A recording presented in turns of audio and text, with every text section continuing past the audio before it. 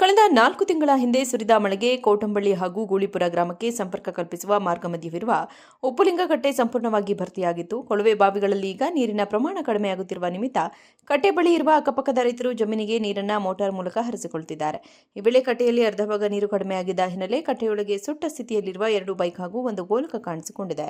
ಕೆರೆಯಲ್ಲಿ ಸುಟ್ಟ ಸ್ಥಿತಿಯಲ್ಲಿನ ಬೈಕ್ ಹಾಗೂ ದೇವಾಲಯದ ಗೋಲಕ ಕಾಣಿಸಿಕೊಂಡಿರುವ ಬಗ್ಗೆ ರೈತರು ಕಾಗಲವಾಡಿ ಉಪ ಪೊಲೀಸ್ ಠಾಣೆಗೆ ಮಾಹಿತಿ ನೀಡಿದ ನಿಮಿತ್ತ ಸ್ಥಳಕ್ಕೆ ಪೊಲೀಸರು ಭೇಟಿ ನೀಡಿ ಕಟ್ಟೆಯೊಳಗೆ ಇದ್ದ 2 ಬೈಕ್ ಹಾಗೂ ಒಂದು ಗೋಲಕವನ್ನು ಹೊರಗೆ ತೆಗೆಸಿದ್ದಾರೆ. ಈ ಸಂಬಂಧ ಯಾವುದೇ ಪ್ರಕರಣ ರಿಜಿಸ್ಟರ್ ಆಗಿಲ್ಲ.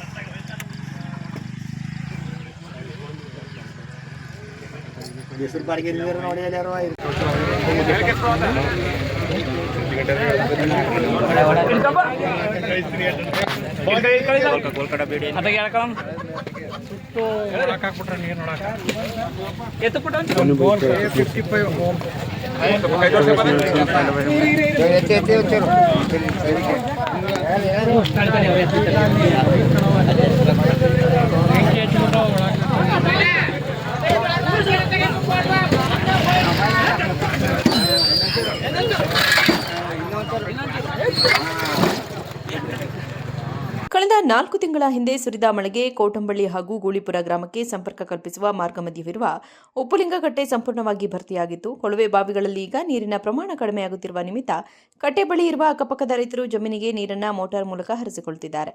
ಈ ವೇಳೆ ಕಟ್ಟೆಯಲ್ಲಿ ಅರ್ಧ ಭಾಗ ನೀರು ಕಡಿಮೆಯಾಗಿದ್ದ ಹಿನ್ನೆಲೆ ಕಟ್ಟೆಯೊಳಗೆ ಸುಟ್ಟ ಸ್ಥಿತಿಯಲ್ಲಿರುವ 2 ಬೈಕ್ ಹಾಗೂ ಒಂದು ಗೋಲಕ ಕಾಣಿಸಿಕೊಂಡಿದೆ. ಕೆರೆಯಲ್ಲಿ ಸುಟ್ಟ ಸ್ಥಿತಿಯಲ್ಲಿನ ಬೈಕ್ ಹಾಗೂ ದೇವಾಲಯದ ಗೋಲಕ ಕಾಣಿಸಿಕೊಂಡಿರುವ ಬಗ್ಗೆ ರೈತರು ಕಾಗಲವಾಡಿ ಉಪ ಪೊಲೀಸ್ ಠಾಣೆಗೆ ಮಾಹಿತಿ ನೀಡಿದ ನಿಮಿತ್ತ ಸ್ಥಳಕ್ಕೆ ಪೊಲೀಸರು ಭೇಟಿ ನೀಡಿ ಕಟ್ಟೆಯೊಳಗೆ ಇದ್ದ 2 ಬೈಕ್ ಹಾಗೂ ಒಂದು ಗೋಲಕವನ್ನು ಹೊರಗೆ ತೆಗೆಸಿದ್ದಾರೆ. ಈ ಸಂಬಂಧ ಯಾವುದೇ ಪ್ರಕರಣ ರಿಜಿಸ್ಟರ್ ಆಗಿಲ್ಲ.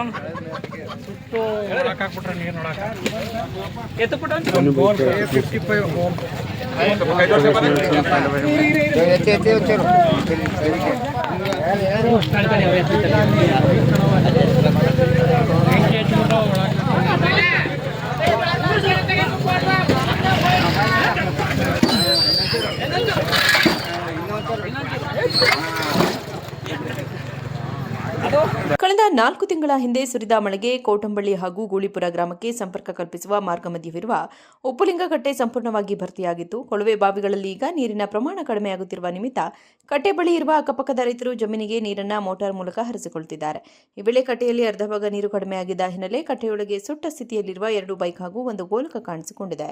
ಕೆರೆಯಲ್ಲಿ ಸುಟ್ಟ ಸ್ಥಿತಿಯಲ್ಲಿನ ಬೈಕ್ ಹಾಗೂ ದೇವಾಲಯದ ಗೋಲಕ ಕಾಣಿಸಿಕೊಂಡಿರುವ ಬಗ್ಗೆ ರೈತರು ಕಾಗಲವಾಡಿ ಉಪ ಪೊಲೀಸ್ ಠಾಣೆಗೆ ಮಾಹಿತಿ ನೀಡಿದ ನಿಮಿತ್ತ ಸ್ಥಳಕ್ಕೆ ಪೊಲೀಸರು ಭೇಟಿ ನೀಡಿ ಕಟ್ಟೆಯೊಳಗೆ ಇದ್ದ 2 ಬೈಕ್ ಹಾಗೂ ಒಂದು ಗೋಲಕವನ್ನು ಹೊರಗೆ ತೆಗೆಸಿದ್ದಾರೆ.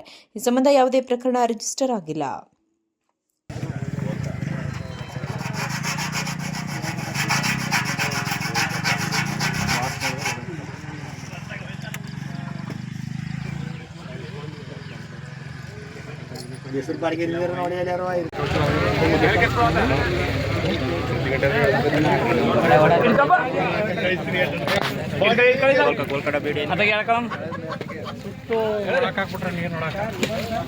ಎತ್ತು